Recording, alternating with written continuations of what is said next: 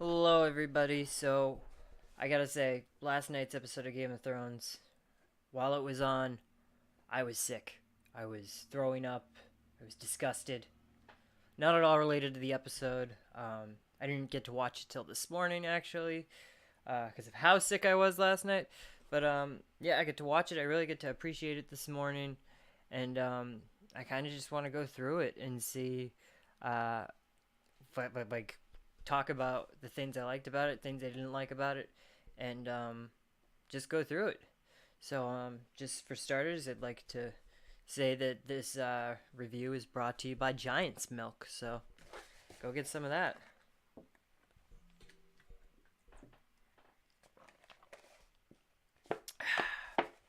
That Giant's Milk is really refreshing. Okay, so starting off the episode, we get Varys talking to a little girl, and it looks like the jig is up. He talks to Jon Snow. Daenerys knows that he betrayed her, and it really they didn't give him much time to sit on this. It's just like, yeah, it's out there. You betrayed her. We know you're conspiring against her, and here's Drogon. He's just gonna burn it all. So first of many dragonfire explosions in this episode. And I like how Drogon's just kind of like lurking in the shadows there, and he kind of just comes over.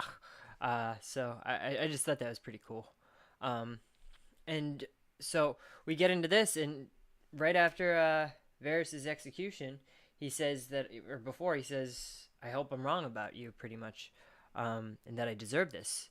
But we find out in the episode he wasn't wrong. He was indeed very on point and accurately correct. And so we go to King's Landing. There's a lot of build up before the battle. Jaime gets in, Arya and Clegane get in, and they're kind of just blending in with the crowd beforehand.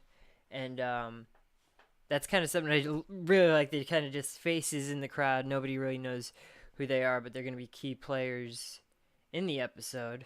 Um, and just we get to the Iron Fleet. Euron has his crossbows and everything, and the dragons just dragon fire at all. Drogon doesn't seem to have a problem with wiping them out this time. They actually use the sun to their advantage in a very Batman sort of way. You see the silhouette of the dragon.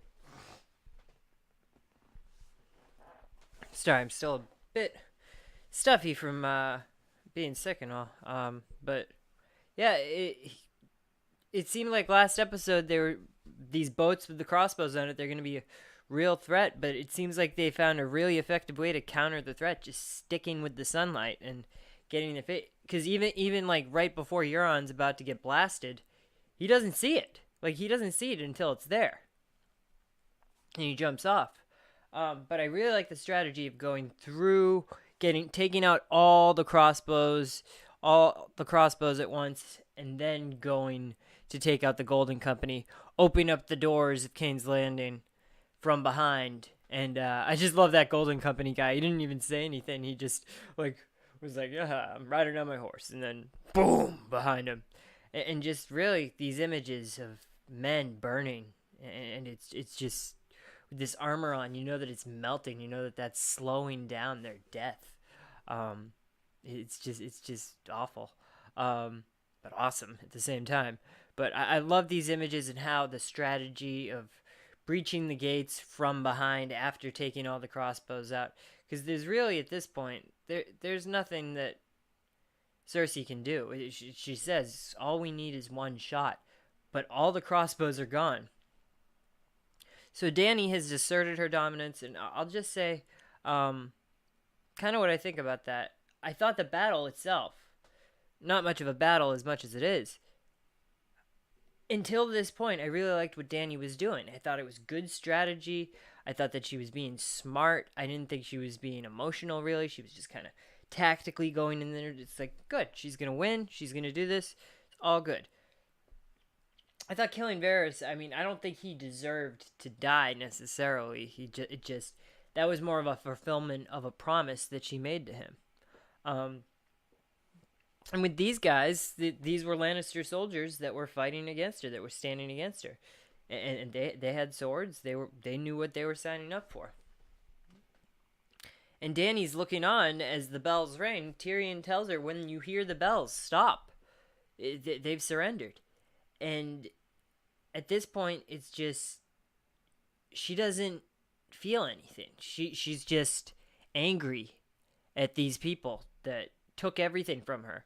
So she's just gonna burn the city down as a show of dominance against the people that survive, which really isn't many because she just goes in rows, just napalming the city.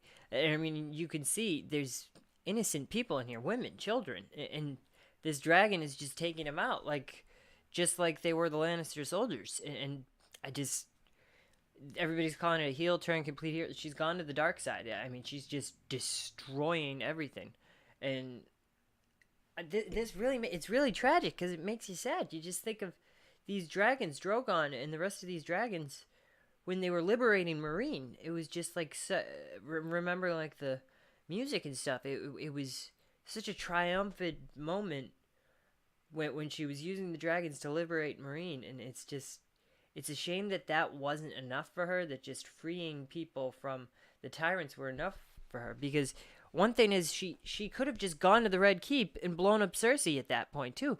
But no, she wanted Cersei to watch the city burn. And it just, at that point, it just got a little maddening. Like, why are you doing this?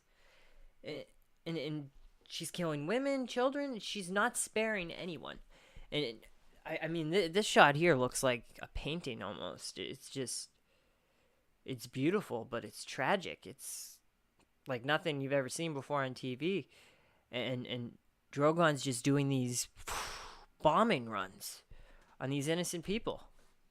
And Jon's looking on in terror, like, what have I done? I mean, I should have not kneeled to this woman. They needed her to defeat the Night King, is what he keeps saying, but they really didn't, and she really didn't need them.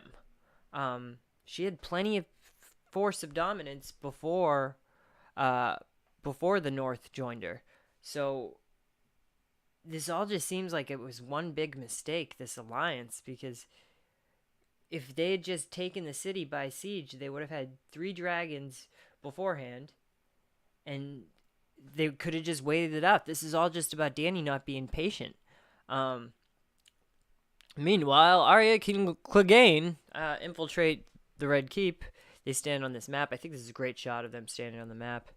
And Arya's going after Cersei. Clegane's going after his brother, and he says, "Hey man, don't come with me. You're gonna die if you come with me. You can kill Cersei, but you're gonna die. There's no out of this. This is a one-way trip." And it really is, because the building's falling around behind him, and like she listens to him. She thanks him, and she realizes that no, this isn't who I want to be. I just want to survive, move on, maybe go find Gendry and be the lady of Stormhill or whatever it is. And then after this, we get Euron washing up on shore after the dragons. He's saying, "I fucked the queen," and all this stuff.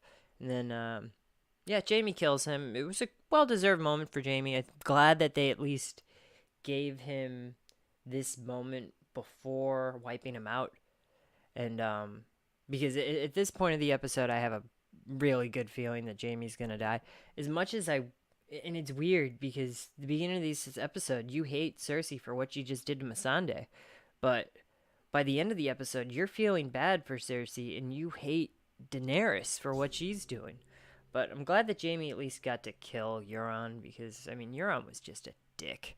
And the Clegane Bowl, I think a lot of people were happy with it. That's one of those things that I never really cared about either of these characters, to be honest with. I'm not a big Hound guy, and the Mountain kind of just destroyed Pedro Pascal that one time, and I can never forgive him for that.